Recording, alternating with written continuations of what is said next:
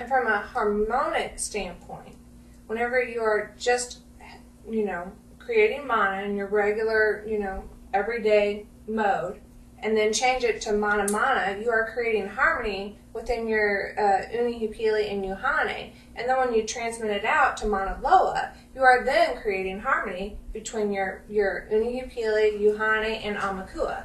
So you are creating a harmonic balance one level at a time until you reach mana loa.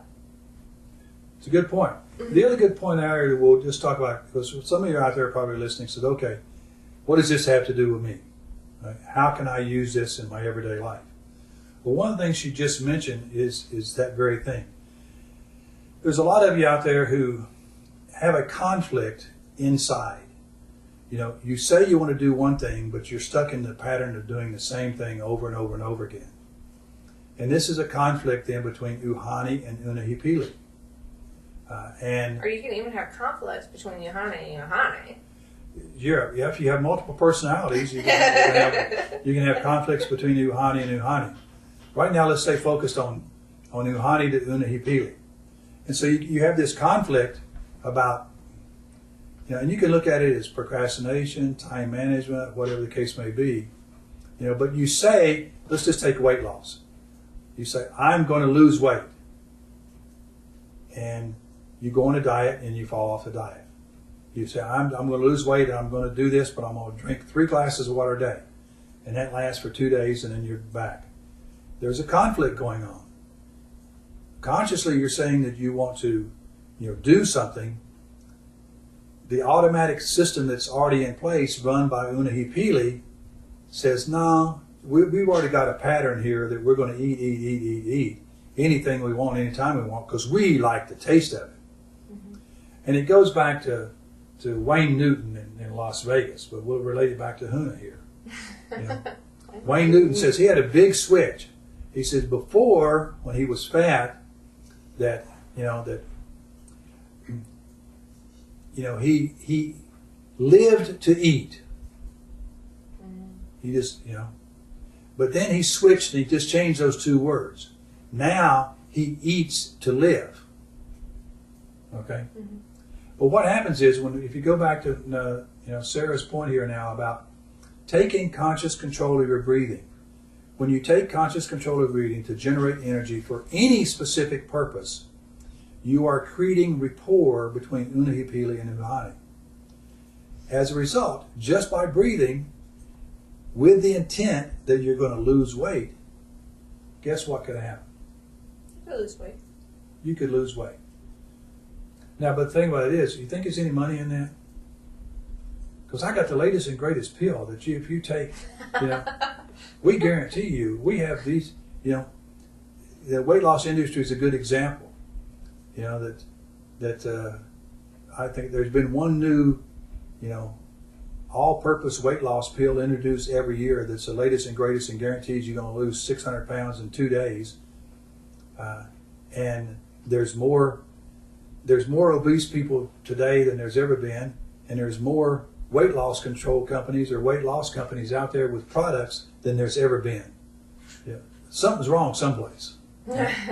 So maybe if we can just sell a DVD on breathing for weight loss, mm-hmm. where we just teach people how to breathe, and maybe we'll fix up a chant. They got a chant. Mm-hmm. And we'll do a Hawaiian chant just for weight loss. So all you got to do is listen to the CD and breathe the way we tell you to do, and you'll lose weight.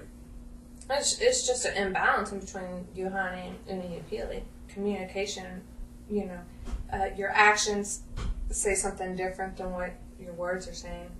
Okay. But speaking of that, you just made another famous word there is balance. Mm-hmm. So let's talk about balance, and let's talk about another word here that plays into this of staying balanced. Mm-hmm. Because the 3 cells energetically need to be balanced. Yes. Right? Mm-hmm. And we've talked a little bit about how they can be imbalanced. Mm-hmm. But how does this play in with the term aka?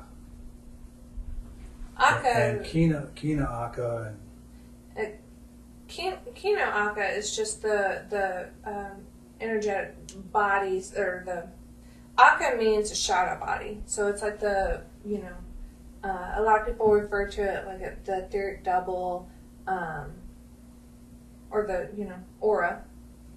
Okay, so basically it's so the Aka body is the shape of the energy which constitutes the Unipili, the Yohani, the Hamakua. There's the etheric double, which is, a lot of people would consider that the Unipili, which contains the shadow body of the physical body. So if you break a bone physically in your Aka body or your etheric double, that bone is not broken. That energy makeup is still the same in your etheric double.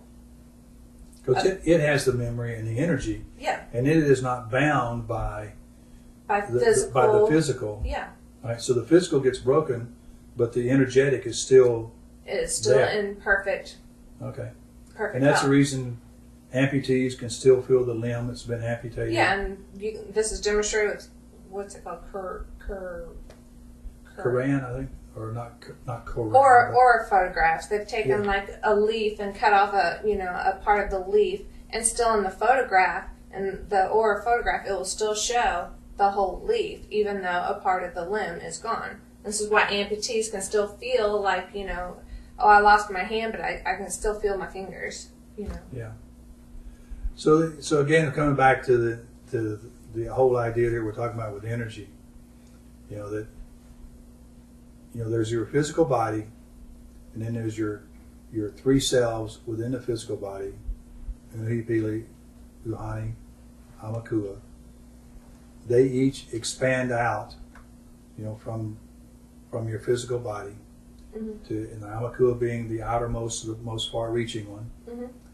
They each require a different type of energy, and that energy takes a different shape, right, based on what its function is and what its purpose is. Mm-hmm. The intelligence that's put in it. The intelligence is put in. The Hamakua does not have the same shape as Unipili, and Unipili does not have the same shape as Uhani in the energetic body, or the Aka body. And we want all of these to be in balance, right? And that's the purpose of basically everything that you see in Huna. Everything the ancient Hawaiians did was all about harmony and going through the process of maintaining that harmony. And to be in harmony with your environment, you first have to be in harmony with yourself. And let's go back and talk about a couple of the words there then. Oh. We jumped right into this. We didn't talk about really many words. Yeah. But I want to talk about 3 or 4 words here to begin with. And the first one is the word Hawaii. When the white man first showed it up, when Captain Cook first showed up at the Hawaiian island, and he stopped at an island and he asked them, what is this place, or where are you from? The natives replied Hawaii, and at that time it was VA. Today we pronounce it as WA, but it's Hawaii. And basically that translates in, we are from the land of the people who breathe. Or this is the land of the people who breathe. In other words, this is the land of breath. We know how to breathe. And so they went to the next island and they asked them. They was expecting to get a different answer because it was a different island. When they asked them, they got the same answer. What is this island? This is a Hawaii. And so bottom line is they then label the whole chain of islands as Hawaii. It's all geared around the word breath. They knew how to breathe. They knew that they were energy generating people. The next word we want to talk about is their greetings to Captain Cook and his men. And their greetings was basically aloha. Mm-hmm. Right?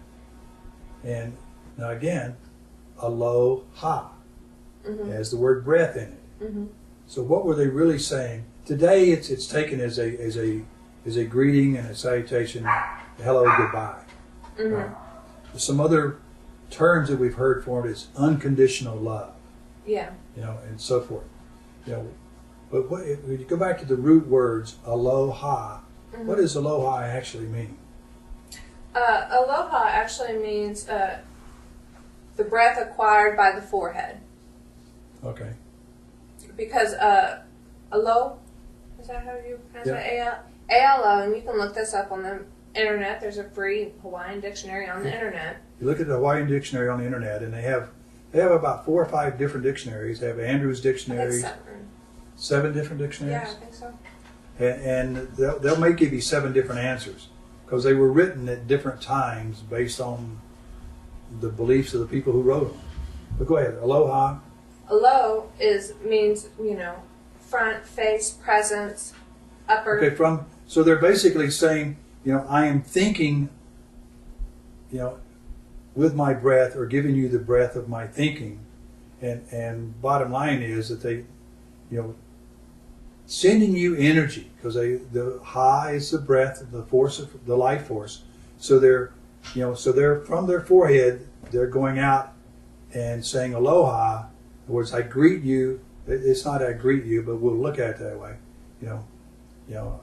You're coming into my presence. You're coming into my energy field, and I am interacting with your energy field by thinking with my forehead out. So it's from the forehead in a breath.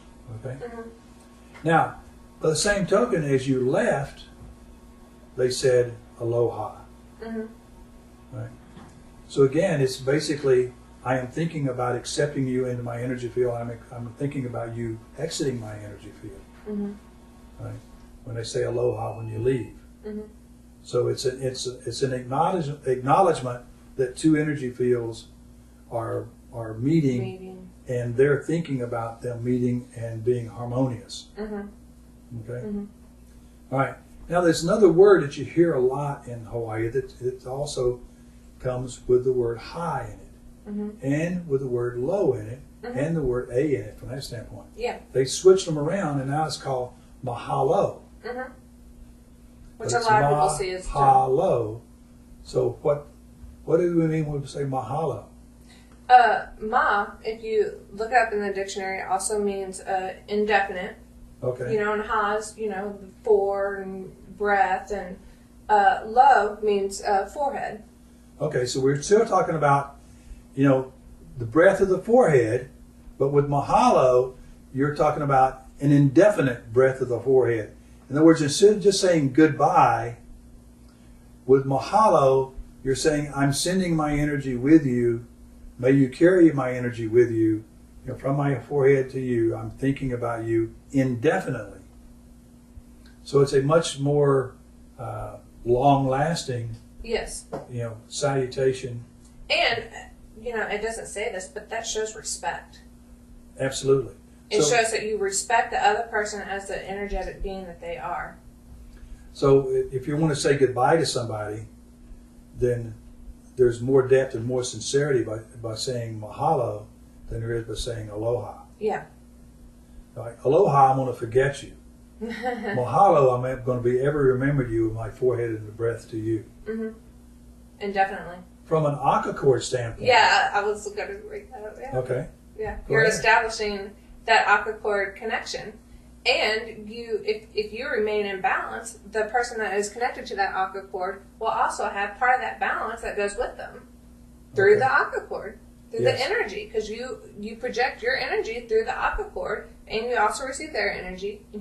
It's a two-way street, So if you are balanced, you are sending that balance to other people. So if you're in a community of people that are always balanced, you have, you can tell when one person is out of balance because that imbalance is being sent out through all the aka chords. So in Hawaii, with a whole group of people there that are all balanced, this was the reason why Ho'oponopono was probably pretty easy to do back then, because they could tell when one person was out of balance because of that aka chord connection. We said another magic word that we'll get to in just a second. I'm sorry, I was just... No, it's a beautiful transition because Yeah. you're exactly right.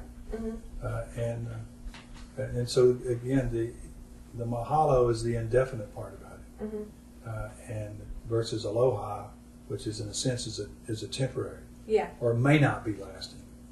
With mahalo, you're saying it's going to be indefinite. Well, it's a greet. Whenever you greet someone you might not know, you want to make sure that their energy is congruent with your energy before establishing an indefinite connection. Before bringing them into your, Huna or Hana, your family, you want to make sure that they are at the same energy level that you are at. Okay. Now, the next one you just mentioned there was Ho'oponopono, or Ho'opono. So, tell us about Ho'opono. Well, Pono means correct, and It's